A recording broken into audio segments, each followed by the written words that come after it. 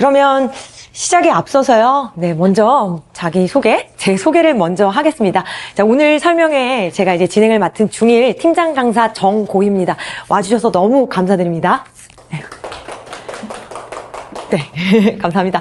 여기 혹시 재원생, 지금 다니고 있는 학생의 학부모님이신 분 손 한 번만 들어주시겠습니까? 재원생의 학부모님? 아, 예. 알겠습니다. 그리고 지금 나머지 이제 학부모님들은 신규생 어머님들이실 것 같아요. 네, 좋습니다. 그래서 이따가 질의응답도 있으니까요. 뭐 궁금하신 것 있으면 이따가 또 충분히 한번 시간을 가져보도록 하겠습니다. 시작에 앞서서요. 저희가 설명회를 앞두고 질문을 받았어요. 자, 중1 설명회, 여름방학 설명회 뭐가 궁금하냐 물어봤을 때 대략적으로 5가지 정도를 궁금해 하는데요. 아마 이 질문 내용 안에는 학부모님들의 이제 의문사항도 있을 거예요. 뭐 이 학원은 과제량이 어떠냐? 첫 번째 질문이고요. 두 번째, 이 학원의 내신 대비가 너무 궁금하다라는 게 두 번째 질문이죠. 세 번째, 이 학원이 독서 논술 과목이 있는데 대학 입시 논술 전형과 초등, 중등 논술의 학원 경험이 연결이 되느냐, 이걸 또 물어보는 질문이 있었고요. 중학교 때 첫 내신 대비 어떻게 하는 게 좋은지에 대한 질문, 그리고 이 수업을 들으면 중학교 때 수능 국어 준비가 되는지에 대해서 또 물어보는 질문들, 이런 질문들을 저희가 좀 사전에 받았어요. 아마 제가 오늘 설명을 드리면 이 모든 질문에 이제 답이 될 거예요. 근데 제가 이제 설명을 드리고 나서도 좀 불충분한 부분이 있다면 나중에 또 질의응답을 통해서 해결을 하도록 하겠습니다. 자, 그러면 일단 강사 소개부터 드리도록 하겠습니다. 자, 저희 학원은 한 학년당 3명의 강사가 있습니다. 그 이유는 3개의 과목으로 분할이 되어서 그러는 것인데요. 일단 중1 팀장 강사를 맡고 있는 제 이름은 정고희고요. 제 양력은 다음과 같습니다. 저는 뭐 계속 그냥 학교에 있다가요. 여기가 제 첫 직장이면서 상당히 좀 오래 그냥 여기서만 계속 좀 머물러서 지금 일을 하고 있습니다. 그래서 제가 맡고 있는 과목은 독서 논술 과목이에요. 네. 그 다음에 이제 문학을 가르쳐 주시는 선생님, 변혜지 선생님, 저기 뒤에 앉아 계시는데요. 이따 나와서 문학 설명을 해 주실 거예요. 자, 이제 변혜지 선생님 같은 경우는 시인이시죠. 네, 현직 시인이셔서 시집도 있으시고, 뭐 위키피디아 쳐보면은 시인 나옵니다. 그래서 이제 학생들이 시인에게 이제 시를 배우는, 소설을 배우는, 문학을 배우는 기쁨이 굉장히 크죠. 그래서 문학을 실제로 하고 계신 선생님께서 아이들에게 이제 문학을 가르쳐 주시고 계십니다. 예, 허성민 선생님이시고요. 허성민 선생님은 우리 학원에서 어떻게 보면 가장 잔뼈가 굵은 오래 계신 선생님 중에 한 분이신데요. 이 선생님께서는 고등학생까지 가르치다가 또 기꺼이 중1을 맡아주셨어요. 그래서 비문학 굉장히 중요한 거 아시죠? 뭐 비문학이 관건이다 이런 말 많이 하잖아요. 그래서 비문학 정말 중요한 과목을 맡아주시고 계십니다. 그래서 중학교 1학년 때 흔히 접하기 어려운 그 고등학교까지 다 가르쳐본 정말 노하우를 정확하게 아는 선생님께서 학생들 비문학 맡아서 가르쳐주고 계십니다. 그래서 저희 3명의 강사가 이렇게 각각 다른 개성대로 각각의 과목을 맡아서 아주 전문적으로 가르치고 있어요. 그래서 아마 다른 학원의 설명회를 다녀보셨다면 한 강사가 일정 기간 비문학, 뭐 문학 이렇게 맡는 경우도 있고, 물론 학원마다 커리큘럼은 다르지만 저희들은 일단 국어를 전공하는 사람들 안에서도 좀 전문적으로 한 과목을 맡아서 그 영역에 있어서는 베스트, 가장 최고의 강의를 할 수 있도록 그 영역만을 연구하도록 그렇게 강사진이 짜여져 있어요. 그래서 지금 설명을 들으시면서 그러니까 결국 국어라는 게 독서 논술과 문학과 비문학으로 이루어졌다는 이야기네, 이렇게 좀 정리하실 수가 있으실 거예요. 자, 이렇게 3개로 분할을 시킨 건요, 사실 대학을 가기 위해서 가장 필요한 게 뭐냐, 아주 간단하게 말하면요, 대학을 가는데 국어가 중요하죠. 근데 국어를 잘해서 대학을 갈 수 있는 방법 중에 하나, 수능에서 국어 영역이 잘 나오는 거겠죠. 두 번째, 대학 입시 논술이라는 그런 또 통로가 있지 않겠습니까? 그래서 국어를 잘해서 대학에 갈 수 있는 2가지 방법, 수능을 잘 보는 거, 그리고 뭐 입시 논술을 뚫는 거, 그 2가지를 생각할 때 독서 논술이라는 과목과 수능 국어에 있어서 문학과 비문학이라는 과목, 이렇게 양대산맥이 3분할이 되는 것이죠. 그래서 3명의 강사가 그 3개 과목을 맡아서 가르친다라고 이해하시면 되겠습니다. 그러면 이제 2028학년도 대학 입시 주요 변화, 우리 학생들이 중1이기는 하지만 여기 학부모님들 아이가 막내일 수도 있고 혹은 첫아이일 수도 있지만 결국 관건은 입시지 않겠습니까? 그럼 입시가 어떤 동향으로 지금 나아가고 있는지는 꼭 아셔야 하기 때문에 딱 핵심만 말씀을 드릴게요. 자, 먼저 제목을 보시면요, 수능 통합형 과목 체계로 개편됐다라고 적어 놓았죠. 설명의 자료 3페이지 보시면은 자세하게 나옵니다. 자, 결국 2번을 보시면은 제가 이제 내신이라고 제목을 붙여놨고요. 1번을 보시면 수능이잖아요. 수능이라는 거는 이제 올해 수능까지는 학생들이 선택 과목에 있어서 언매라고 부르는 문법이 들어가요. 아주 쉽게 말하자면 그렇죠. 그래서 뭐 선택적으로 문법을 하든지 화작을 선택하고 공통 과목이 이제 독서가 비문학을 일컫거든요. 비문학과 문학이었던 거예요. 그런데 이제 내년부터는 전면적으로 바뀌는 거예요. 그래서 선택 과목이 아니라 그냥 다 통합형 과목 체계가 됐기 때문에 학생들은 화작, 문학, 비문학 다 해야 됩니다. 요거를 그냥 어떻게 이해해야 되느냐? 그냥 쉽게 말해서 문법을 안 해도 되는 학생들이 있었다면 이제 문법까지 다 해야 된다 이 소리예요. 문학과 비문학이 위주고 나머지는 선택 과목. 문법 같은 좀 까다로운 영역이 자신이 없으면 화작으로 가는 경우가 많고요. 일찍부터 선행이 잘 돼 있는 친구들은 문법을 이제 좀 전략적으로 선택하는 경우가 많았지만 이제는 문법까지 다 완전하게 해내야지 수능에서 국어 점수를 높게 받을 수가 있는 거죠. 그래서 이런 변화를 통해서 알 수 있는 것은 문법 중요하구나 라는 겁니다. 자, 내신에 있어서는 어떤 변화가 있냐? 설명의 자료 3페이지에 역시 상술되어 있습니다. 기존 체제는 9등급 상대평가였어요. 그래서 이제 9등급이라는 건 4%까지가 1등급에 해당되죠. 이렇게 이제 9등급으로 나뉘었는데 5등급으로 이제 바뀌었습니다. 그러면은 쉽게 말하면은 좀 더 1등급이 되기가 쉬워지는 거잖아요. 자, 근데 이렇게 얘기하면 가늠이 잘 안 가니까 아마 어머님들, 아버님께서 가장 궁금하실 표를 갖고 왔습니다. 그러면은 1등급일 때는 대학 어디 갈 수 있어? 이런 거 제일 궁금하잖아요, 사실. 그쵸? 그래서 서울의 주요 대학들이 일단 내신의 등급으로 따졌을 때는 이와 같아요. 그런데 왜 4등급, 5등급은 없나요? 이제 인서울이 아닌 서울 외곽에 있는, 이제 다른 지역으로 이제 가게 된다면은 이제 등급이 이제 더 내려가는 경우겠죠? 그래서 어머님들, 그리고 아버님께서 관심이 있으실 이 서울의 주요 대학은 자, 이제 내신 등급 요 정도 이제 받아야 된다라고 이제 가늠하시면 돼요. 그래서 9등급과 5등급의 차이가 어떻게 다른지 좀 표를 통해서 직관적으로 느끼실 수 있을 것 같습니다. 이런 게 아마 가장 좀 궁금하셨을 것 같아서요. 설명의 자료에도 담아놨습니다. 그럼 이제 수능에 있어서는 문법까지 다 배워야 하는 거고, 그리고 내신에 있어서는 뭔가 9등급에서 5등급이 됐으니까 1등급 가기가 더 쉬워지겠네. 그러나 일단 학생부 중심으로 이제 수시라는 걸 들어보셨잖아요. 수시 전형으로 이제 학생들을 뽑아야 되는 대학 입장에서는 5등급제로 들어가는 경우는 어떤 식으로 변별력을 확보할 것인가가 관건이 되죠. 그래서 대학에서는 서술형, 논술형, 약술고사 등등 학생들의 변별력을 확보하기 위해서 아마 논술 혹은 서술형 고사 이런 식의 어떤 평가들이 만들어지지 않을 것이냐라고 이제 좀 추측을 해보게 됩니다. 그와 더불어서 이제 공개적으로 논술형, 서술형 문항의 확대가 이제 공지가 되었죠. 그래서 오지선다형을 지향하고 논술형, 서술형 평가를 강화하겠다라고 아예 발표가 됐기 때문에 지금 논술형, 서술형 문항 같은 경우는 출제 관련한 기준이 미비해서 그 관련 기준까지 더 보완을 해가지고 이제 논술형, 서술형 고사로 또 학생들의 능력을 좀 평가하겠다라고 공지가 된 상황입니다. 자, 이렇게 세 가지로 크게 이제 변화가 있는 거예요. 그래서 다시 한번 정리를 드리자면 수능에 있어서는 문법, 모두가 다 문법을 해야 되니까 이제 잘하는 아이가 문법하고 조금 자신 없으면 화작으로 뚫자. 그리고 이제 문학과 비문학은 기본적으로 열심히 배우자가 아니라 문학과 비문학과 화작 그리고 문법에 이르기까지 다 이제 잘해야 되는 게 수능인 거고요. 내신에 있어서는 5등급제가 됐으니까 1등급 진입의 장벽은 더 뭔가 좀 낮아진 것 같지만 그러나 학생부를 중심으로 학생들을 걸러내야 되는 대학 입장에서는 논술형이나 서술형을 통해서 학생들은 아마도 학생들에 대한 변별력을 확보할 것이다 라는 게 이제 전망이 되는 겁니다. 자, 그래서 이런 대학 입시의 변화와 더불어서 중학교 1학년 2022 개정 교육 과정으로 이제 이미 진입을 했어요. 그래서 지금 중1이 최근에 이제 어떤 움직임이 있었는지를 제가 또 요약 정리해서 말씀을 드리겠습니다. 자유학년제였다가 자유학기제로 전환이 됐습니다. 그게 이제 언제 일이냐면요. 2022년에 자유학기제로 이제 전환할 것을 권고한다. 학교장 재량껏 그 학교가 원하면 자유학기제로 전환할 것을 권고한다라고 이제 2022년에 공지가 됐었던 거죠. 그래서 중1은 2개의 학기 중에 2회의 지필평가를 실시한다는 것은 무슨 말이냐면 중간고사, 기말고사 한 번씩만 본다는 얘기예요. 그럼 이제 한 학기에만 중간 한 번, 기말 한 번 본다는 한다는 얘기죠.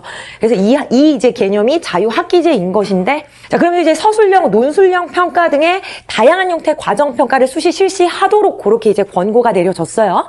이 권고 사항에 맞춰서 곧바로 이 강남권 학교들은 아주 빠르게 변화를 보였습니다. 이게 이제 연도별 변화 추이를 제가 다 담아놨기 때문에 좀 한눈에 보실 수 있어요. 간단하게 요약 정리해드리겠습니다.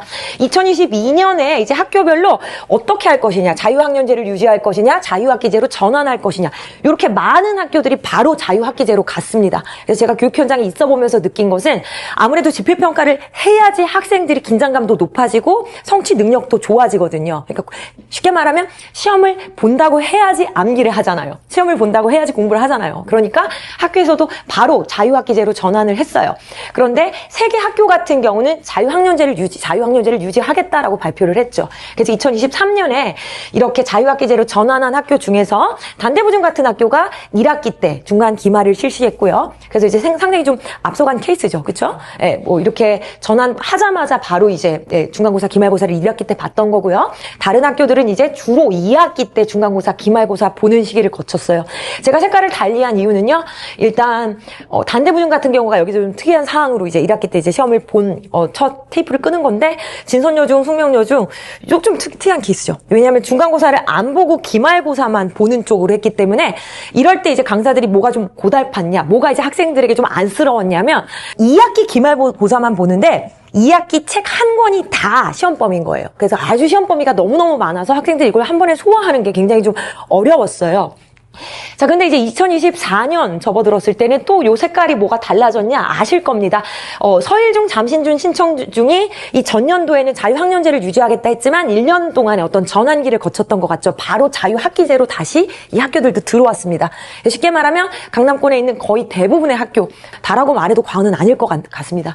자유학기제입니다. 그래서 한 학기는 꼭 시험을 보고 있어요.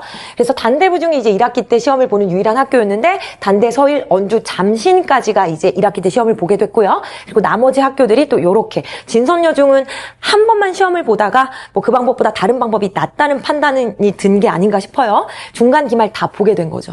네. 그러다가 이제 2025년 작년의 경우죠. 서일중 같은 경우가 일반 학기제가 이제 2학기로 바뀌었습니다. 이런 식의 매년의 소소한 변화는 항상 있습니다. 그래서 이 학교가 만약에 1학기 때 시험을 보면 항상 1학기 때만 시험 봐, 이것도 아니에요. 바뀔 수 있다는 거죠. 그래서 또 2학기, 일반 학기제인 학교들, 이 학교들이 있습니다. 자, 올해죠. 지금 단대부중, 언주중, 잠신중 내신 대비, 이제 다가오는 주부터 이제 내신 대비가 시작을 하거든요. 그래서 세 개 학교가 이제 내신 대비를 이제 지금 하고 있는 1학기 때 시험 보는 일반 학기제 학교고요. 2학기 일반 학기 학교가 이렇게 있는데 또 변화가 있죠. 대치중 같은 경우는 이번엔 또 중간 기말 다 보겠다고 했습니다.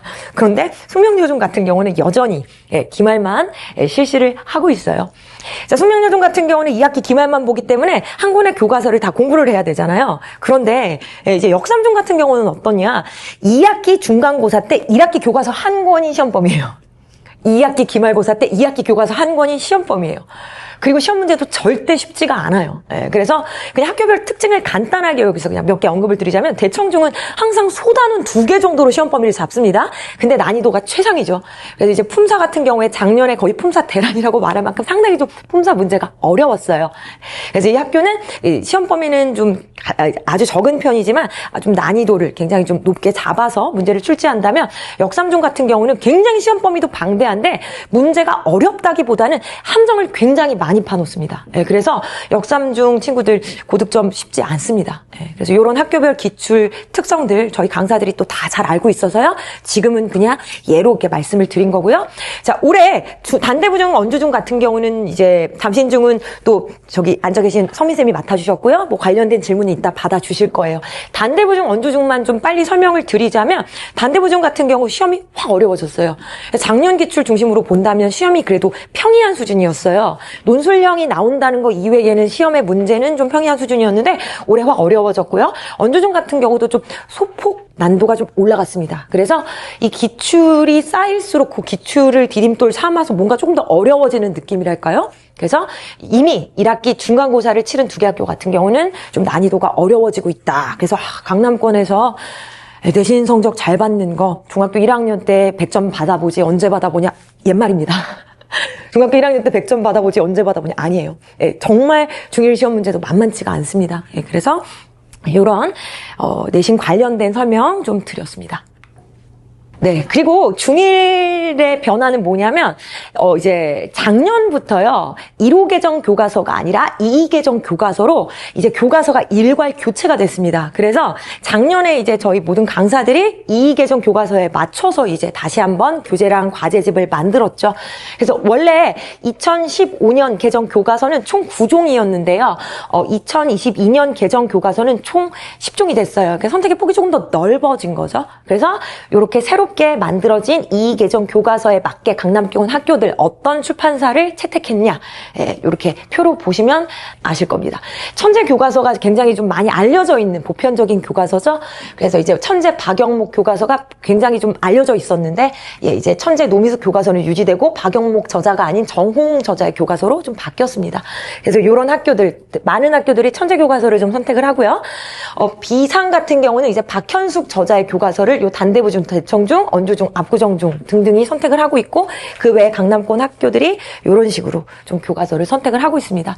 뭐 예를 들어서 도곡중 같은 경우는요, 인근 강남권에서 해냄 출판사를 선택한 학교가 없습니다. 국어 교과서는. 근데 이제 도곡중 같은 경우는 이제 요 출판사를 채택을 했죠. 네, 그래서 저희 학원 같은 경우가 지금 도곡중 학생들도 굉장히 많고, 도곡중 학생들이 또 저희 학원에서 이제 내신 준비하면서 또 좋은 성적도 많이 거뒀죠. 그리고 정말 작년부터 재작년 바로 논술형, 서술형 출제 경향이 바로 강화되더라고요. 그래서 이 공지에 맞춰서, 변화에 맞춰서 학교들이 바로 발빠르게 이렇게 변화를 하는 거예요. 그래서 개원중, 구룡중, 단대부중, 대명중, 도곡중, 숙명여중 등이 중간고사, 기말고사에 논술형, 서술형 문항을 포함을 시켰고, 개원중 같은 경우는 2학기 기말고사 100% 서답형으로, 쉽게 말해 100% 서술형으로 첫 시험이 이제 나왔어요. 잠신중 같은 경우는 그 다음 해에 1학기 중간고사가 100% 서술형이 나왔고요.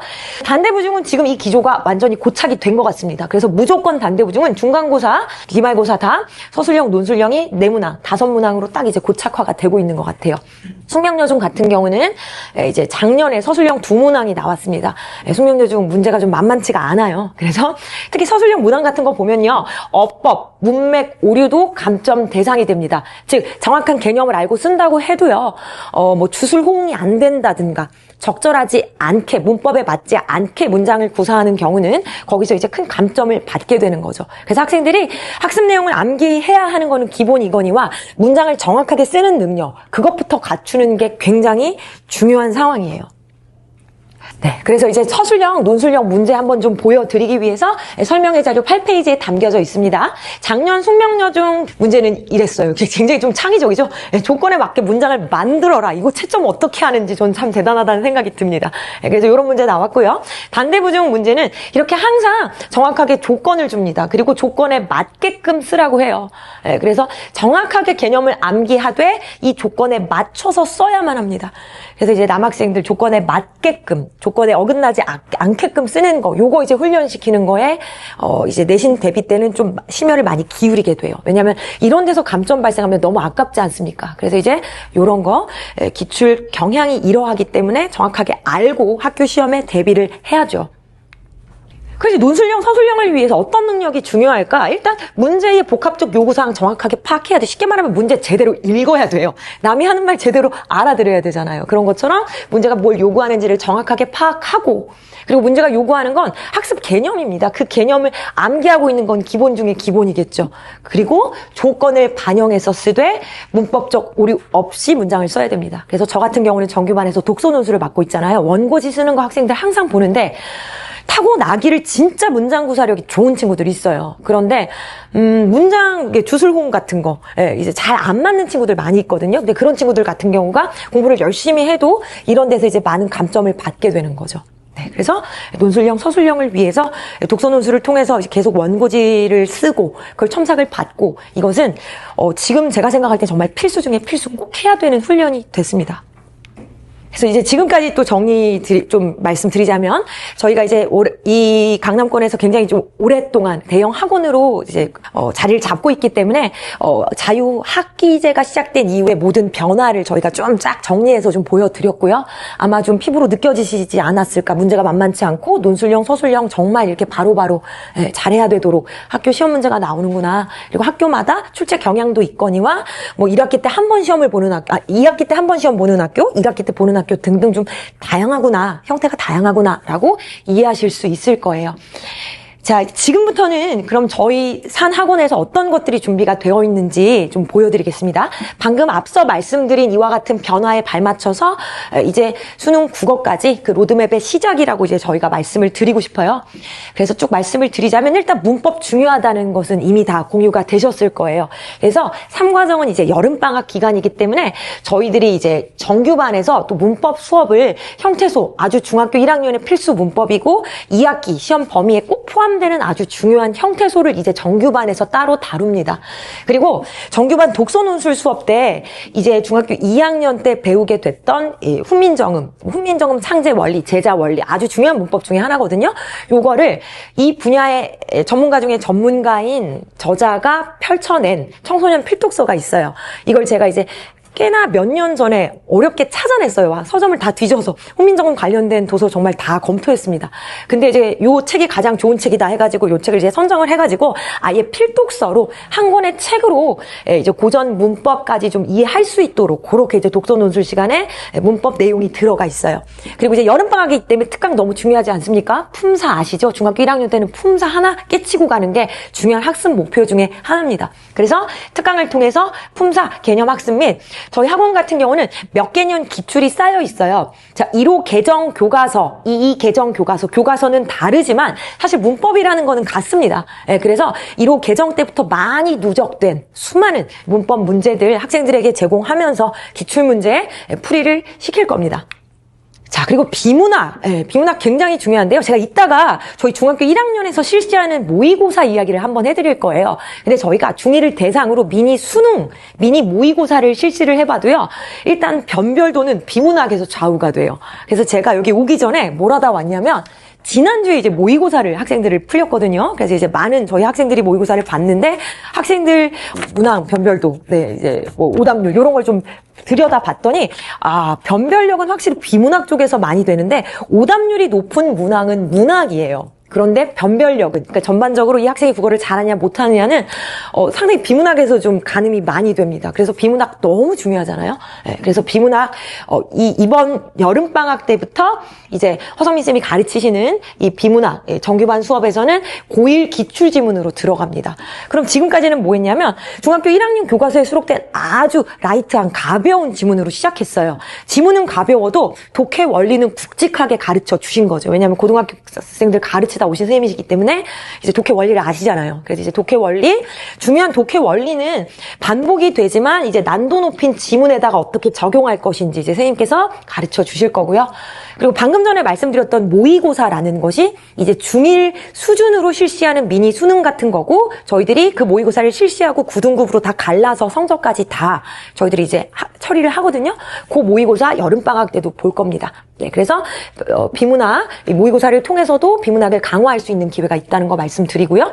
그리고 방학 특강으로 이 비문학 특강이 2개나 마련이 돼 있어요. 이 2가지는 제가 이따가 뒤에서 더 설명을 드리겠습니다. 그래서 비문학을 또 집중 강화시키기 위해서 이번 여름방학 때 저희들이 다양하게 준비를 했습니다.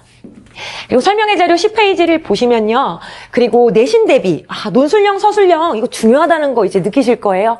그러면 이것을 대비하기 위해서 저희 학원에서 독서논술이라는 과목에서는 항상 조건을 주고요. 그 조건대로 글을 쓰게 하거든요. 이게 결국 논술형, 서술형 대비예요.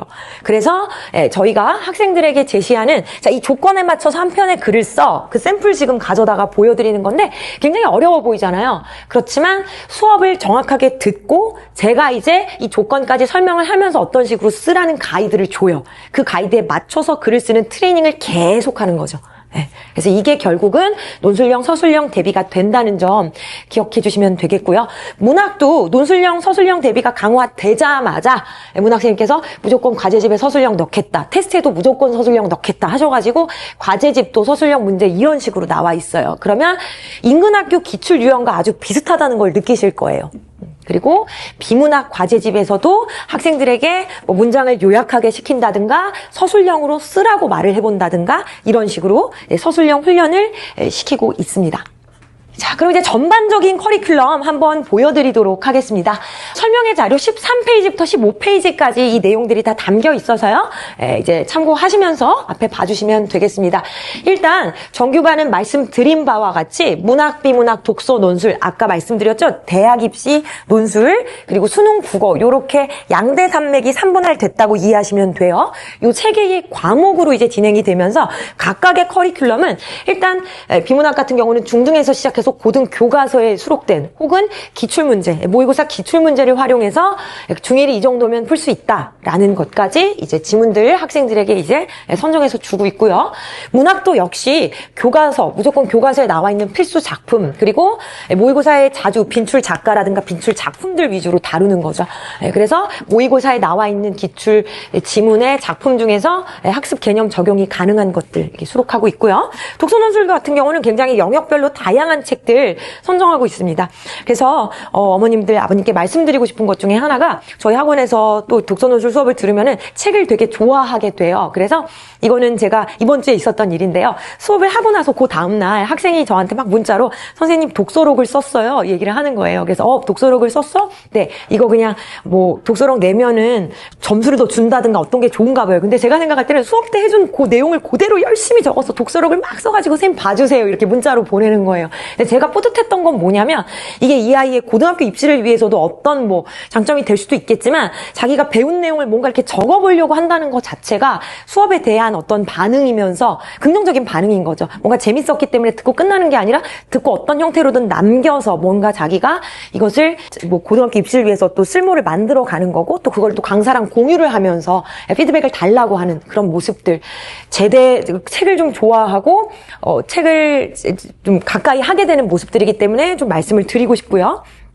자, 이렇게 커리큘럼은 선정이 되는 가운데 문법 너무 중요하잖아요. 저희의 문법 커리큘럼은 좀 1년에 걸쳐서 봐주시면 돼요. 일단 중학교 1학년 때 문법 중에서 반드시 해야 되는 게 품사랑 형태소죠. 네, 그거 기억해 주시면 돼요. 품사 형태소는 이 지식을 가지고 고3 문제까지도 어느 정도 보여야 돼요. 물론 고3 문제라는 것이 하나의 개념만 있지 않고 뭐 품사랑 문장 성분 뭐 다양한 개념들을 섞어가지고 이제 문법 문제는 나오는 것이지만 품사에 있어서는 중1 때 배운 지식을 가지고 이제 고등학교까지 가는 거거든요. 그래서 품사랑 형태소가 너무너무 중요합니다. 그리고 이제 여기 나와 있는 뭐 의문이라든가 문장 성분 같은 경우는 이제 다른 학년 때 배우는 좀 심화 문법이고요. 그리고 품사 형태소처럼 아주 중요한 거는 아니지만 중1 때 꼭 배워야 하는 교과서에 수록된 문법이 언어의 본질과 어휘의 체계가 있어요. 그래서 저희가 이미 영과정 12월부터 특강의 형태를 통해서 그리고 정규반에서 아주 중요한 문법과 기본적인 문법을 시작했습니다. 이렇게 좀 이해를 해주시면 돼요. 아주 쉽게 말하면 의문이라는 건요, 자음 모음 배운다고 생각하시면 되거든요. 그리고 품사라는 거는 단어에 대해서 배운다고 생각하시면 돼요.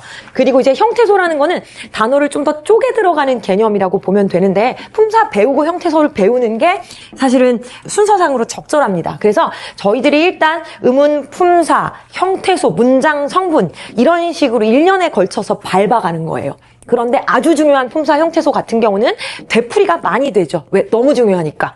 그래서 이제 영과정에서 배웠던 품사는 기본 내용이라면 3과정에서 배우는 품사는 이제 기출문제를 더 풀리고요.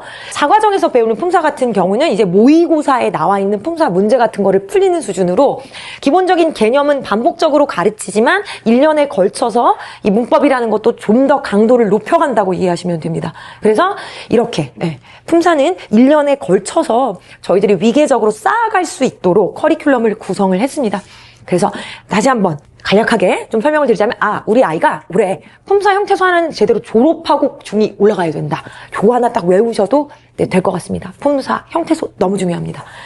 그리고 근데 우리 아이가 이미 3과정 때 처음 진입해서 잘 따라갈 수 있을까요? 하시겠지만 대부분의 학교가 4과정 때 내신 대비를 하거든요. 이 내신 대비에 품사랑 형태소가 시험 범위에 포함이 되는 경우가 거의 100%라고 말해도 뭐 과언은 아닐 것 같습니다. 이 내신 대비 때 또 이 담당 선생님들이 정말 열심히 그 품사는 가르쳐요. 왜냐하면 내신 대비 때 또 관건이 문법이기 때문에. 그래서 뭐 정규반에서 놓쳤다 해도 이 내신 대비 기간에 그 학교 시험 대비하는 기간 동안에 굉장히 강도 높게 문법 문제가 교육이 들어간다는 거 기억하시면 될 것 같아요. 그리고 이제 저희는요, 반별 담임 강사 체제가 이제 이루어져 있어요. 그래서 일단 뭐 예를 들어서 금요일 6시 반 뭐 변혜심께서 담당하시고요. 뭐 일요일 10시 반 제가 담당하고 이런 식으로 시간대별로 반별 담임 강사 체제입니다. 그 담임 강사가 학생 출결 관리하고요. 영역별 테스트 점수 명단을 굉장히 세밀하게 관리해요. 그래서 저희들이 간헐적으로 지금 과제 집중 검사를 실시하고 있는데요. 그 이유가 뭐냐면 학생들이 과제를 빼곡하게 잘해오는데 잘 봤더니 뭐 AI를 통해서 과제를 하는 것 같아요. 엉뚱한 말을 아주 예쁜 글씨로 빼곡하게 적어오는 경우가 있는 거예요. 그래서 야, 요즘 친구들 AI 활용해서 숙제를 그냥 딱 봤을 때는 한 것 같지만 구멍이 많구나. 그 문제의식에 이제 저희 모두가 공감을 해가지고 이 강사들이 공강 시간에 뛰어들어가지고 지금 과제 집중 검사 간헐적으로 하고 있어요. 몇 번만 해도 학생들이 과제하는 태도가 많이 달라집니다. 그래서 이런 식으로 저희가 학생들이 과제를 대충 하는 일이 없도록 관리하고 있고요. 그리고 수업 후에는 재시험 개별 지도가 이루어지는데 테스트 점수에 이제 합격을 못한 친구들이 남아서 개별 관리를 받고 가는데 그 담임 강사가 얘는 문학 공부 덜 됐어. 그럼 문학 클리닉 와. 얘는 지금 테스트에서 어휘가 약해. 그럼 어휘 클리닉 와. 이렇게 어휘 클리닉, 문학 클리닉, 비문학 클리닉에 지정을 해가지고 주중 소규모 수업으로까지 이제 인도를 합니다. 그래서 담임 강사가 좀 타이트하게 관리한다는 점 말씀을 드리고요. 그 테스트라는 게 이런 거예요. 기본적으로 어휘, 문학, 문법, 비문학, 독서 요렇게 이제 총 4과목이에요. 그래서 문학 선생님이 이제 문법 커리큘럼일 때는 문법을 가르치시는 거죠. 그래서 총 4과목이 매주 실시되는 테스트 과목들이고요. 기준이 안 되면 재시험을 실시합니다. 이게 남아야 되는 거죠. 그래서 담임 강사가 재시험 지도를 하는 겁니다. 주중 보강 클리닉은 크게 어휘, 비문학, 문학, 문법으로 이루어져 있어서요. 일단 테스트 합격을 못했는데 재시험에도 이제 합격을 못한 친구들은 무조건 클리닉을 오도록 저희들이 지정해서 부르고 있어요. 자, 그리고 이제 과제가 덜 된 친구들, 기본적으로 무조건 해야지 하원할 수 있지만 요즘 친구들 바쁘지 않습니까? 스케줄들이 굉장히 많아요. 그래서 과제를 다 못하고 하원하는 경우는 주중에 나와서 과제 검사를 실시를 하고 있고요. 독서논술 대면 첨사 클리닉은 어떤 것이냐면 한 달 정도 분량으로 봤을 때 얘가 독서논술이 너무 안 나온다 싶으면 걔를 이제 따로 불러서 지도를 합니다.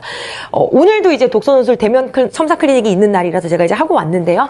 뭐 이번 주에 이제 단대부중, 언주중 같은 경우가 내신이 시작이거든요. 그래서 이제 내신이 시작하는 학교 제외하고 이제 한 달 동안 지켜봤을 때 논술 점수 안 나오는 친구들 이번 주에 이제 불러가지고 첨삭 지도를 한 것이죠.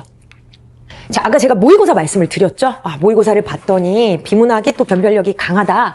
요 모의고사가 바로 저희 중1이 항상 실시하고 있는 2달에 한 번 정도 실시하고 있는 실전 수능형 모의고사입니다. 이거는 다 저희가 기출을 활용해서 만들어요. 기출을 활용해서 학생들이 배웠거나 배운 것과 연계되는 것을 저희들이 이제 출제를 하고 있습니다. 그래서 영과정은 아직 예비 중1이라고 그러지만 너무 귀여운 초등학교 6학년 시절의 아이들인지라 그때 영과정 때는 이제 모의고사는 안 봤어요. 근데 1과정, 2과정 이렇게 보고 있고요. 3과정 때도 볼 거고요. 그렇게 따지면 1년에 한 4번 정도 모의고사를 보기 때문에 뭐가 좋으냐면 분기별 관리가 돼요. 분기별로 이 아이가 어느 정도로 이제 국어 능력이 올라가고 있는지를 모의고사를 통해서 굉장히 좀 정확하게 측정할 수 있어요. 그래서 이제 학생별로 등급, 등수 다 나오고요. 문항별로 얘가 어떤 걸 맞고 어떤 걸 틀렸는지까지 저희가 다 분석해서 상담 요청해 주시면 굉장히 자세하고 디테일하게 학생의 국어 능력에 대해서 말씀을 드립니다. 이번 모의고사를 실시했을 때 보니까 고전 쪽에 학생들이 좀 약한 모습이 보였고요. 생각보다 긴 글, 그러니까 현대 소설, 고전 소설, 현대 소설 이쪽이 좀 약한 모습들이 있더라고요. 그래서 긴 글 독해 힘들어 하는구나. 그리고 비문학 독해 어려워 하는구나. 그런 것을 좀 가늠해 볼 수 있는 시험이었습니다. 내신 대비 너무 궁금하시죠? 예, 그래서 내신 대비에 있어서는 지금은 제가 좀 간략하게 말씀드리지만 이따 질의응답 시간에 좀 두루두루 많은 말씀 좀 드리도록 할게요. 기출 경향 이걸 정확하게 하는 게 너무나 중요하다고 생각하기 때문에 저희 강사들이 기출 분석을 굉장히 열심히 해요. 그래서 1학기 같은 경우 저는 이제 단대보증 원주중 맡고 있고요. 앉아 계신 허성민 선생님 같은 경우가 잠신중 맡고 계시고요. 그리고 변혜진 선생님 같은 경우가 예원학교 맡고 계십니다. 예원학교 같은 경우는 예체능 계열 학교죠. 그리고 굉장히 우수한 학교이기 때문에 1년 내내 이 학교는 그냥 자유학기제 학년제 개념이 없습니다. 계속 시험 보거든요. 네, 그래서 예원학교 같은 경우는 저희 학원에서 이렇게 또 내신 대비를 시켜주고 있어요. 그래서 기출 경향 알고 가르친다는 점 강조드립니다.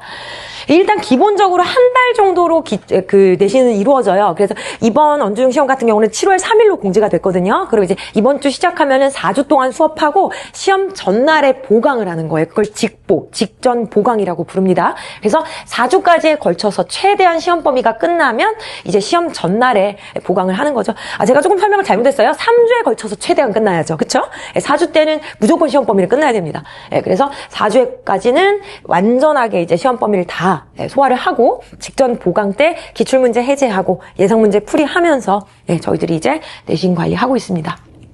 네, 이제 저희가 내신 대비에 있어서 교재 과제집 제작에 신경을 좀 많이 쓰는데요. 특히 과제집 같은 경우가 시중에 어떤 출판사의 자습서, 평가 문제집, 부수적인 문제집이 있지 않습니까? 다 담아놨어요. 그래서 저희 학원에 내신 대비를 해주신 경우에 시중 문제집 살 필요가 전혀 없으세요. 근데 이제 어머님들이 저희가 다 새롭게 편집을 해놓은 거라서 이 문제 어디 있는 거예요? 정말 있는 거 맞아요? 걱정하시면서 그래서 사서 풀려야 되지 않을까요? 걱정하시는 경우가 있는데요. 시중 문제집에 있는 문제를 다 담아놨기 때문에 확실하게 과제집 저희 학원 이제 내신 들으면 시중 문제집을 따로 구입할 필요는 사실상 정말 없습니다. 왜냐하면 다 들어있거든요. 그래서 저희가 이제 단원별로 편집을 해서 학생들이 좀 더 타이트하게 이제 문제를 막 풀어갈 수 있도록 그렇게 구성을 해놓았어요. 그리고 이제 저희가 이제 복습 자료 제작을 해서 애들한테 이제 주고 있고요. 요걸 통해서 이제 학생들이 복습을 하고 공부를 할 수 있도록 해주고 있어요. 그래서 이제 작년 같은 경우는 올해도 그렇고 선생님들이 이제 핸디 사이즈에 예쁜 손으로 들고 다니면서 계속 외우듯이 봐라 해가지고 이제 복습 자료 그런 형태로 주시기도 하거든요. 그래서 선생님들이 굉장히 공들여서 복습 자료만 봐도 핵심이 보이도록 만들어 놨습니다. 사실 그렇잖아요. 자습서 펴도 학생들 눈에는 그냥 다 똑같이 보여요. 근데 이제 강사들 눈에는 뭐가 중요하고 뭐가 덜 중요한지 뭐를 잘 봐야 되는지가 보이니까 딱 그런 내용만 뽑아서 엑기스만 뽑아가지고 이제 복습 자료 만들어서 주는 거죠. 그리고 기출 분석 제가 계속 강조하고 있는데요. 학교마다 기출 경향이 있기 때문에 너무너무 이거 중요합니다.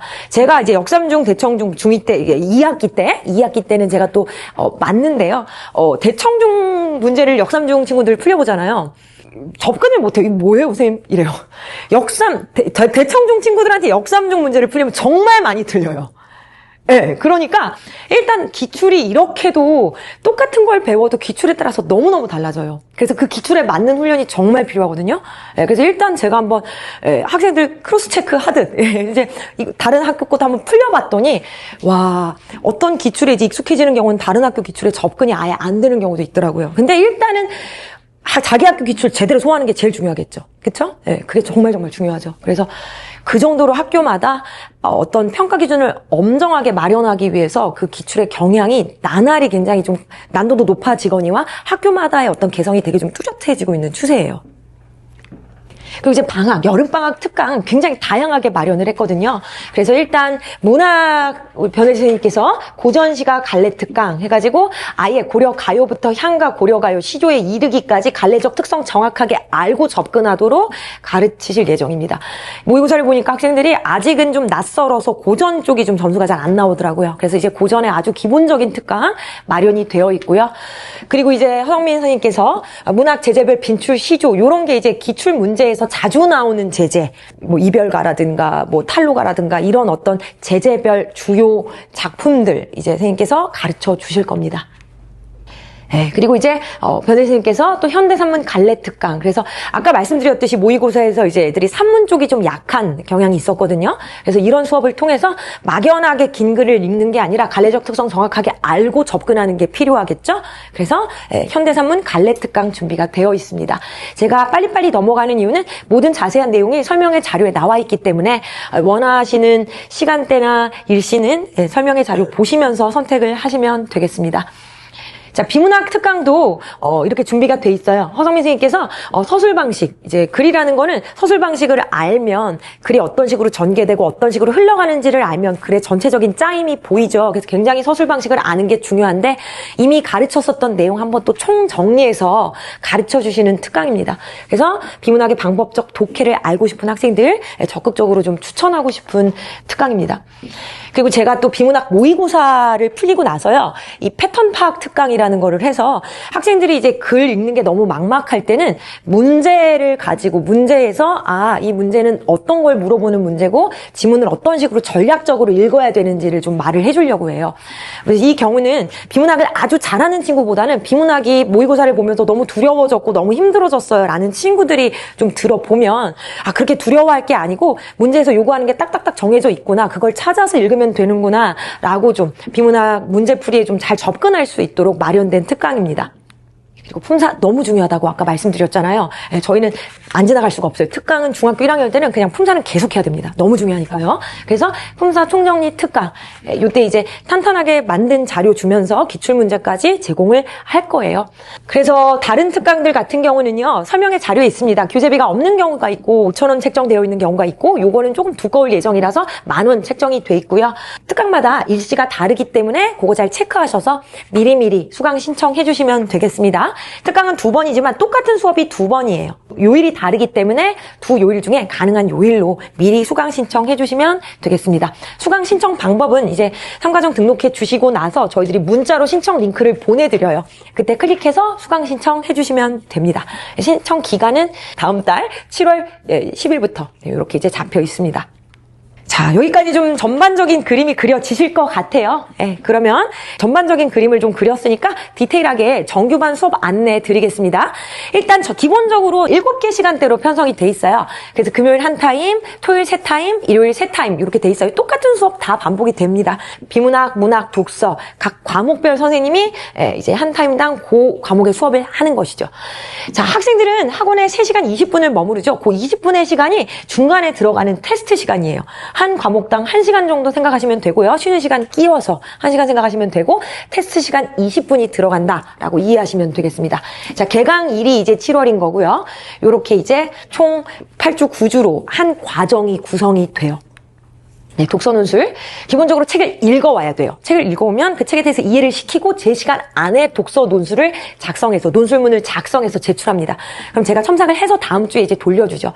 첨삭 피드백을 받은 친구들은 그것으로 이제 자기 글이 뭐가 부족했는지를 알고 또 다 그 다음 주에 모범 답안을 주면서 필사, 옮겨 적기를 시키거든요. 네, 그런 식으로 독서 논술은 가르치고 있고요. 자, 문학, 비문학 모두 문학 하나의 개념을 하나의 작품에 적용하는 걸 배우는 거예요. 비문학도 어떤 지문이든지 독해 원리를 알고 접근하는, 그리고 그 독해 원리를 적용하기에 적절한 지문들로 선정이 되어 있습니다. 자, 모든 과목은요, 보시는 바와 같이 테스트가 있어요. 독서 같은 경우는 책을 읽어와야지 독서 퀴즈 5문제를 맞출 수가 있겠죠. 그리고 문학과 비문학 같은 경우는 전주에 배웠던 내용에 대해서 5문제씩 복습 테스트를 실시합니다. 그래서 일정 기준에서 미달이 될 때는 재시험에 응시해야 되죠. 특히 문학 같은 경우는 이 인근 강남권 학교 유사 문제로 기출형 문제가 1문제씩 포함이 되어 있습니다. 그래서 과목별 수업 구성은 다음과 같습니다. 삼과정 전반적인 커리큘럼 한번 보시겠습니다. 문학과 비문학에 있어서는 이따가 문학생님, 비문학생님께서 굉장히 자세하게 설명을 해주실 건데요. 네, 지금 설명의 자료 24페이지부터 25페이지까지에 걸쳐서 이게 나와 있는데요. 독서논술 설명드리자면 아몬드라는 책, 굉장히 알려져 있는 책이에요. 유명한 책입니다. 손원평이라는 작가가 지은 책인데요. 이 책은 한 번쯤 학생들과 꼭 다뤄볼 만한 청소년 스테디셀러죠. 그래서 이 책 읽으면서 책이 재밌어졌다는 친구, 이 책이 그냥 막연하게 막 선생님 욕도 나오고 거칠어서 무서운 책이에요 이랬는데 또 막상 읽고 나서 이런 주제가 있다는 걸 알았어요. 뭐 이런 식으로 이제 이 책을 저랑 같이 읽으면서 좀 새롭게 또 재발견하게 되는 경우도 있어요. 그래서 이 책 지금 선정을 했고요. 아까 말씀드렸던 아주 중요한 훈민정음의 제자 원리를 다루고 있는 그 분야의 최고의 전문가라고 말할 수 있는 저자가 지은 책인데요. 아주 중요한 책이기 때문에 2주에 걸쳐서 이걸 또 가르치게 됩니다. 자, 하리하라의 청소년을 위한 의학 이야기라는 책이요. 이게 비문학에 활용된 사례가 아주 많아요. 이 책이 굉장히 두껍습니다. 근데 이 책이 비문학 지문으로 굉장히 많이 빈번하게 나왔었어요. 그래서 여기서 나와 있는 내용들은 일단 학생들이 배워놓으면 굉장히 쓸모가 많아요. 그래서 제가 오래된 책인데도 고전입니다. 이건 고전급이에요. 제가 봤을 때는. 왜냐하면 어떤 최신 이슈를 따라가는 책이 아니라 그냥 의학사를 쫙 다루고 있거든요. 그래서 이런 책은 굉장히 세밀하게 정독을 해야 되기 때문에 4주로 쪼개서 낱낱이 보게 되고요. 그리고 7주차 때 모의고사를 보지 않습니까? 이 모의고사 때 제가 여기에 나와 있는 제재들을 활용한 비문학 지문으로 모의고사 출제를 할 거예요. 그럼 학생들은 야, 내가 읽은 배경 지식을 담고 있는 모의고사 지문, 비문학 지문이 나오네? 뭐 이렇게 이제 느끼면서 아, 책을 읽어야 되는구나. 이렇게 또 느낄 수 있는 거죠. 네. 저는 이제 독서 논술에 대한 설명을 드린 건데 또 문학 딱 보면 아주 유명한 작가들, 아주 유명한 작품들 나오죠. 네, 그리고 비문학은 말씀드린 바와 같이 이번 여름방학부터 이제 본격적으로 이제 고1 수준의 지문으로 들어갔습니다. 그래서 이렇게 짜여져 있습니다. 그럼 이제 지금부터는 영역별 수업에 대해서 좀 말씀을 드릴 텐데요. 일단 설명의 자료 28페이지 한번 봐주세요. 이제 거의 끝이 와갑니다. 제가 이제 독서논술 설명드리고요. 우리 문학, 비문학 선생님 각각 나오셔서 문학, 비문학 설명해 주시고 이제 질의응답 시간 가지면 될 것 같습니다. 자, 28페이지 3과정에서 선정한 도서 이미지 보여드립니다. 참고해서 대여하시거나 사시면 되겠습니다. 3과정 지정 도서, 이 책들의 내용들 제가 좀 정리를 해서 봤고요. 독서논술 수업의 체계라는 게 아까도 뭐 말씀드렸습니다만 일단 책을 읽어와야 되고요. 책을 읽고 나서 과제집을 통해서 과제를 통해서 책 내용을 정리를 해요. 그리고 이제 학원에 오면은 학원에서 수업을 통해서 그 책 내용에 담겨있는 제재를 이해하고 제 시간에 논술문을 쓰고 그 다음 주에 이제 피드백을 받는 식으로 그 논술 수업은 짜여져 있어요. 실전 논술 문제 예시 한번 보시겠습니다. 설명의 자료 31페이지에 있어요. 얘들이 이걸 어떻게 풉니까? 이런 생각이 드실 거예요. 근데요, 하리하라의 의학 이야기라는 책에 나와 있는 내용이에요. 네, 그래서 지금 딱 봤을 때 어렵죠? 자, 이게 이제 대학 입시 논술 문제였거든요? 이것을 제가 가지고 왔어요. 네, 이걸 가지고 와서요, 일단 책에서 다뤘던 제재이기 때문에 그냥 딱 봤을 때 너무 어렵지만 학생들이 이해할 수 있습니다. 수업을 들었기 때문에. 예, 그래서 대학 입시 논술이랑 초등, 중등 논술이랑 뭐 연계가 됩니까? 물론 직접적 연계는 안 되지만 일단 학생들이 매주 만나는 논제 자체가 대학 입시 논술 문제에서 중1 수준으로 변형을 시키거나 중1이 요 정도면은 좀 쓸 수 있어 하는 경우는 그냥 그대로 갖고 오기도 해요. 그래서 어느 정도는 연계가 상당히 되어 있는 거죠. 대입 논술은 대입 논술에 맞는 대비가 필요하지만 학생들이 만나는 논제 자체가 대입 논제를 변형시킨 거라는 점 기억해 주시면 좋겠습니다. 자, 기호를 보시면 총 5문장을 쓰는 거예요. 모든 문장마다 요구사항이 있어요. 그 요구사항을 반영해서 써야만 됩니다. 문장마다 채점이 들어가거든요. 그래서 요 개요에 대해서 제가 이제 상세하게 설명을 합니다. 오래 다닌 친구들은 그냥 눈이 반짝반짝 개요 설명할 때 그냥 뭘 써야지 만점이지 이러면서 막 듣고 있어요. 네, 그러다가 이제 초반에 왔던 친구들은 이거 어떻게 쓰는 거예요 하다가 한 달 다니면 또 적응해서 무난하게 써요. 이런 훈련이 잘 된 친구들이 논술형, 서술형에 좀 유리한 대비가 되는 거죠. 자, 매주 글을 쓰는데 독서 교육 종합 지원 시스템이라는 것을 활용하면 이 써놓은 것들을 이제 뭐 고등학교 입시에 활용할 수 있는 데이터가 되거든요. 그래서 학교마다 사서쌤이 있으신데 사서쌤에게 아이디 비번 받으셔서 그 아이디로 이제 들어가서 우리 아이가 쓴 논술을 인풋을 하시면 이게 이제 나중에 고2 때 활용할 수 있는 데이터가 돼요. 이걸 활용해서 우리 아이가 중등 과정에서 이런 책들을 읽었다라고 이제 보여줄 수 있는 활용이 됩니다. 자, 문학과 비문학은 여기 이제 선생님들이 더 이제 자세하게 잘 설명을 해주실 거라서 선생님들 나오시기 전에 제가 그냥 간단하게 뭐 얘기 드리자면 일단 문학, 흐름을 알아야 작품이 보이고 자, 비문학 제대로 그리고 꾸준히 읽어야 한다. 요 부분들에 대한 이야기는 우리 그냥 문학생님, 비문학생님 바로 나오셔서 좀 영역별 수업 소개해 주시고 제가 마지막에 이제 교재 과제집 좀 얘기 드리고 그렇게 마무리를 지어볼게요. 저만 보니까 좀 변화가 필요하잖아요. 그렇죠? 그러니까 우리 문학생님 나오셔서 문학 설명 좀 해주시겠습니다. 네, 어머니들 안녕하세요. 아버님 안녕하세요. 김영준 국어학원 문학 담당 강사 변혜지입니다. 지금 중학교 1학년 문학 왜 배워야 되는가부터 말씀을 드릴게요, 어머니, 아버님. 중학교 1학년, 2학년, 3학년 교과서를 다 합쳤을 때 아이들이 3년 동안 배우는 시 작품 수가 10편이 안 됩니다. 소설도 마찬가지로 한 5편 정도가 3년 동안 끝입니다. 근데 저희 지금 예비 중1부터 중1까지 6개월 정도 오래 수업한 친구들은 6개월 정도 수업을 했는데요. 6개월 동안 저랑 수업한 시 작품 편수가 15편 가까이 되고요. 소설 작품 수도 마찬가지로 그 정도 됩니다. 근데 이제 중학교 1학년 때 중학교 3년 동안 시를 10편 가르쳐 놓고 고등학교 1학년으로 가면 시험 범위가 어떻게 구성이 되느냐. 갑자기 시험 범위로 시 15편을 줘요. 이게 중간고사 시험 범위라고 15편을 다 공부해라. 여기서 랜덤으로 나온다. 이렇게 얘기를 합니다. 그리고 나서 이 선지에서도 외부 지문으로 그냥 때려버려요. 그럼 아이들이 시를 본 작품의 개수가 절대적으로 작을 때는 이 외부 지문이 무슨 표현법을 가지고 있는지 무슨 의도를 가지고 제시된 건지를 알지 못합니다. 그래서 다양한 작품들을 공부를 하면서 아이들이 문학 작품이라는 건 이런 것도 있고 저런 것도 있고 이런 얘기를 하는 것도 있고 저런 얘기를 떠들어주는 것도 있는구나. 자, 라는 것을 이제 저랑 수업을 하면서 배우게 되고요. 저의 학습 목표는 이제 매년 이제 연말쯤 되면 한두 명이 꼭 이제 편지를 써와요. 선생님, 저는 국어를 원래 제일 싫어했는데 선생님이랑 수업하게 되면서 국어가 제일 좋아하는 과목 중에 하나가 됐어요. 그리고 국어를 좋아하게 됐어요. 라는 이야기를 합니다. 이게 제 자랑이기도 하고요. 그리고 저는 제가 가지고 가야 되는 중학교 1학년의 학습 목표라고 생각을 합니다. 뭐가요? 재미. 어떤 과목을 일단 좋아하기 시작해야 잘 할 수가 있다고 저는 생각을 하고, 이 아이들이 이 과목을 좋아하게 만드는 방법 중에 가장 큰 방법 중 하나가 문학을 좀 재밌어 하고 좀 잘 이해할 수 있는 거거든요. 그래서 재밌게 가르친다, 그리고 이해할 수 있게 가르친다가 저는 좀 같이 가는 것 같습니다.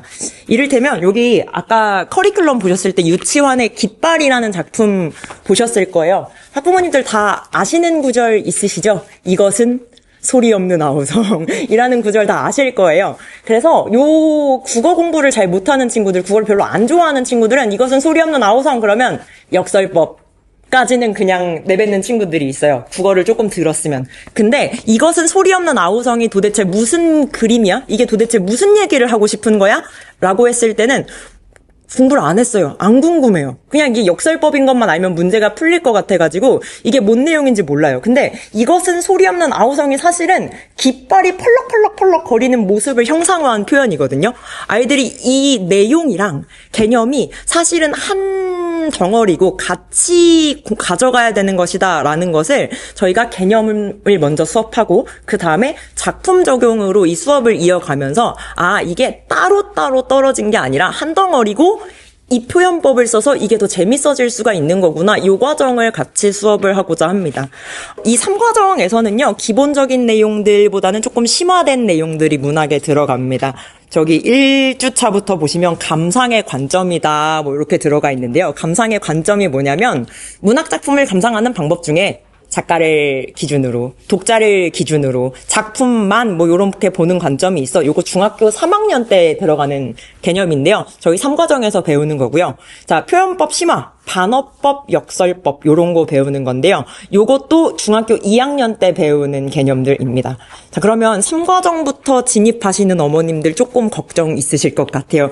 0, 1, 2과정에서 배웠던 기본 개념들은 그냥 다 뛰어넘고 가나요? 요런 거 궁금하실 텐데 시나 소설 같은 경우에는 사실은 심화 표현법을 배운다라고 하더라도 이전 개념들을 안 쓸 수가 없어요. 운율이라는 개념 연과정에서 배웠던 개념이지만 3과정에서 배우는 시에도 당연히 운율 들어가 있고 뭐 연과정에서 배웠던 비유라는 개념 당연히 3과정에도 들어가 있거든요. 그래서 시작 주차에 다시 한번 복습을 해주고요. 이 복습 가지고는 내가 잘 모르겠어. 그러면 평일에 클리닉 있습니다. 그 클리닉에서 0, 1, 2 과정에 배웠던 문학 개념 총정리 클리닉 늘 하니까 그거 보내주시면 이제 놓쳤다고 생각되시는 개념들 다 채우실 수가 있다는 점 안내 드립니다. 문학이랑 더불어서 제가 문법도 담당을 하고 있습니다. 문학은 재밌어야 된다라고 생각을 하지만 문법은 재밌게만 들으면 홀라당 까먹지요. 그래가지고 문법 같은 경우에는 반복도 반복하면서 아이들이 수업 때 어느 정도 개념 암기까지 해갈 수 있도록 아이들 스스로 입으로 말해보면서 말해볼 수 있도록 수업 진행하고 있습니다. 이제 3과정부터 시작하는 학생들 있는데 문학 그리고 국어 좀 좋아하면서 2학년 올라갔으면 좋겠습니다. 감사합니다. 네, 안녕하십니까. 저는 비문학을 담당하고 있는 허성민 강사라고 합니다. 네, 저는 지금까지 강사 생활을 꽤 오래 한 편인데요. 항상 생각이 들었던 것 중에 하나가 뭐냐면 제가 비문학을 담당하기도 하지만 꽤 많이 가르쳤어요. 그런데 어떻게 하면 체계적으로 비문학을 아이들에게 가르칠까라는 생각을 좀 많이 해봤습니다. 그래서 제 나름대로 체계화하고 구조를 맞춰가지고 강의를 좀 짜려고 노력을 많이 하고 있어요. 근데 장기적으로 봤을 때 고등학교까지 올라가는 과정에서 과연 중학교 1학년 학생들에게 가장 필요한 비문학은 무엇을 가르쳐야 할까 이런 걸 좀 많이 고민하게 됐거든요. 그래서 제가 내린 결론이 뭐였냐면 1학년 때 아이들은 그러니까 우리가 경제학을 보더라도 거시경제학이 있고 미시경제학이 있잖아요. 근데 1학년 아이들에게 제일 중요한 건 거시적인 접근 방법부터 아는 게 중요할 것 같아요. 실제로 제가 수업하는 내용은 고등학교 학생들에게도 여전히 그대로 수업을 합니다. 단지 차이점이 있다면 드는 예문이나 이런 것들의 수준이 차이가 좀 있는 거고 아이들에게 얘기할 땐 좀 더 쉬운 말로 표현해요. 심지어는 학생들에게도 쉬운 말로 표현하면 애들도 재미있다 하고서 다 이해를 합니다. 그러니까 쉽게 말하면 제가 아이들에게 이제 얘기할 때 꼭 독해를 할 때는 손을 가만히 있으면 안 된다. 당연히 중요한 거 표시해야 된다. 그리고 그 기호는 약속을 정해놔라. 요 얘기를 하면서 무슨 얘기를 하냐면 헨젤과 그레텔 얘기도 하고요. 그 다음에 알리바바와 40인의 도둑 얘기도 해요. 근데 이런 동화나 안데르센 동화나 이런 이야기들은 당연히 중학교 1학년 아이들에게 익숙하고 다 알고 있는 내용이잖아요. 근데 여기서 X 표시를 많이 하니까 하나도 우리는 집을 못 찾는 것처럼 다 밑줄하면 글씨 다 못 알아보고 지문 독해 못 하는 거야. 그리고 빵 조각 떨어뜨리면 안 되고 조약돌 떨어뜨리면 집 다시 찾아올 수 있잖아. 이런 식으로 아이들에게 설명을 좀 해주거든요. 그래서 기본적으로 독해를 할 때 가장 기본적인 거 누구나 다 알려주는 이야기지만 왜 그런 건지 아닌 건지 독해를 할 때 왜 중심 문장을 기억하고 뒷받침 문장은 기억하지 않아도 상관없는 건지 이런 원리들에 대해서 아이들이 가장 기본이 되는 것들을 먼저 설명을 해줘요. 그것도 이해를 할 수 있게 논리적으로 최대한. 그럼 나중에 아이들은 어떤 지문이나 어떤 선생님 2학년, 3학년 때 선생님들을 만나더라도 기본기를 어느 정도 갖춰놨고 내가 독해를 할 때 학습 목표나 방향을 잘 잡아놨기 때문에 이게 그 얘기였고 요게 요 얘기였구나 라는 것들을 잘 기억해낼 수 있거든요. 제가 볼 땐 1학년 과정에선 이게 제일 중요한 것 같습니다. 그래서 아이들에게 매주 하나 또는 2개 정도의 독해 전략들을 소개하게 되고요. 그리고 그 내용을 지문에 정리하고 적용할 수 있게끔 지문들이 하나씩 구성이 되어 있다라고 생각하시면 될 것 같아요. 그래서 아이들에게 지금 제가 0과정부터 이번 과정이 3과정이라 절반 정도가 올해도 이제 벌써 다 지나가게 되잖아요. 그래서 6개월 동안 가르쳤던 독해 전략들이 꽤나 많습니다. 대략 다 합쳐가지고 세면 제가 주차마다 다 메모를 해놔요. 이번 주에 뭐 알려줬고 했을 때 대략 20에서 25개 정도의 전략들을 다 이제 아이들에게 소개를 해주고요. 그 다음에 요 소개는 여름방학까지 이어지게 될 거예요. 그 이후 과정에는 적용하고 상기하는 방향으로 복습을 하는 방향으로 갈 건데 이렇게 전략들을 다 이제 소개하고 나서 적용하는 연습을 충분히 했다면 이후부터는 조금 더 난이도가 올라가는 지문에 연결해가지고 요거 나왔으니까 이렇게 하는 거잖아. 의문문 나왔으니까 중심화제 찾아야겠네. 이런 것들을 안내해 줄 겁니다. 그러면 먼저 배웠던 친구들은 자연스럽게 배웠던 내용들을 복습하게 되고요. 새로운 지식들을 얹어 나갈 거예요. 근데 어머님들 중에서는 새로 이제 등록을 고려하시는 어머님들이 많이 계실 거라서 걱정이 되실 것 같아요. 왜냐면 연과정부터 6개월간 빠졌던 독해 전략을 우리는 아이가 배우고 싶은데 그건 어디서 듣습니까? 이미 지나간 건데 궁금해 하실 것 같은데요. 그래서 아까 말씀드렸던 특강에 비문학 독해 전략 특강이 들어가 있는 겁니다. 제가 알려줬던 20가지를 지금은 1시간에 걸쳐서 지문과 함께 연결해서 수업을 했었다면 이 특강은 그걸 놓친 친구들을 위해서 핵심만 요약해서 20가지의 결과만 이렇게 제시하는 거예요. 그래서 기출문제를 보니까 이렇게 했는데 선생님 말 맞지? 이렇게 해서 빠르게 넘어갈 거거든요. 그리고 실전 문제는 아이들이 문제 풀 수 있게끔 이렇게 해서 2시간을 꾸린 거기 때문에 중간에 등록한 친구들은 마찬가지로 요거 놓치지 않게 특강이 마련돼 있으니까 요걸 활용해가지고 공부하시면 될 것 같습니다. 자, 그리고 제가 또 하나 특강 준비했던 건 시조 특강이 아까 안내 받으셨을 거예요. 시조 특강을 제시했는데요. 시조 특강을 제시한 이유는 뭐 때문이냐면 아이들이 고등학생이 되게 되면 제일 힘든 게 국어에서 좌절하는 게 여러 가지 항목들이 있어요. 그 중에서 당연히 문법이 좌절이고요. 두 번째는 가사문학이 나오면은 어머님들도 아버님들도 마찬가지지만 가사문학 나오면 일단 포기하는 사람들이 많죠. 제일 처음 나왔던 게 아마 어머니들 세대는 관동별곡, 지금도 있어요, 그게. 근데 관동별곡이 워낙 길기도 하고 해석하는 게 너무 어려우니까. 근데 아이들에게 중학교 1학년에게 가사문학을 제공하면 아무도 못하잖아요. 근데 이거에 대해서 익숙해질 수 있는 제일 좋은 게 짧으면서 한 줄 한 줄 이렇게 성취감 달성할 수 있는 방법으로 시조를 제시한 거예요. 근데 이 시조를 2시간 동안 몇 편을 하게 되냐면 테마로 10개 정도를 하기 때문에 10개 이상의 시조를 한 번에 배우게 될 거거든요. 근데 제가 이때는 표현 장치나 문학적 기법을 가급적 얘기하지 않습니다. 철저하게 지문 해석에만 초점을 맞춰가지고 내용 학습에만 맞추게 되거든요. 왜냐면 아이들에게 이 고전 작품을 최대한 익숙하게 하기 위한 방법으로 요거를 마련했기 때문에 장기적으로 봤을 때 아이들은 고전에 대한 거부감도 좀 줄어들게 되고 나중에 요거 3줄짜리 해석한 걸 10개 합치면은 가사문학 하나가 나오는 거예요. 형식도 똑같고요. 그래서 가사문학에 대한 저부감도 조금 더 줄일 수 있기 때문에 아이들로 하여금 공부에 대한 부담을 조금, 부담감을 줄일 수 있는 방법으로 특강을 마련했으니까요. 이런 것도 고려해서 저희가 나름대로 체계적이고 짜임새 있게 마련했으니까 이런 것들 고민하시고, 예, 아이들 보내주셨으면 좋겠습니다. 네, 여기까지입니다. 네. 이제 끝을 향해 갑니다. 마지막으로 교재 과제집 이미지 보여드리고요. 교재를 가지고 수업 진행되고요. 과제집은 학생들이 항상 해와야 하는 과제가 담겨 있고 매주 복습 자료를 통해서 아이들이 이제 추가적으로 문제풀이도 가능하고 배경 지식에 대한 것도 더 확장시킬 수 있도록 독서 노출 같은 경우는 작가를 소개한다든가 책에 대해서 더 설명하는 내용을 넣어주죠. 문학 같은 경우는 선생님이 굉장히 다양한 기출문제 많이 좀 실어주시고 계시고요. 비문학 선생님은 정말 짧고 굵게 딱 핵심이 뭔지 그 지문을 한눈에 볼 수 있도록 그렇게 복습 자료 제공이 되고 있습니다. 그리고 저희 이제 과제집에 이런 식으로 이제 어휘가 나오는데요. 요즘 아이들이 어휘가 많이 부족하죠. 어휘가 너무너무 중요해요. 그래서 문장에 블랭크 처리된 거를 아래 사전적 의미가 제시된 단어와 함께 이 단어를 이제 넣는 거, 요거 이제 훈련을 매주 하게 됩니다.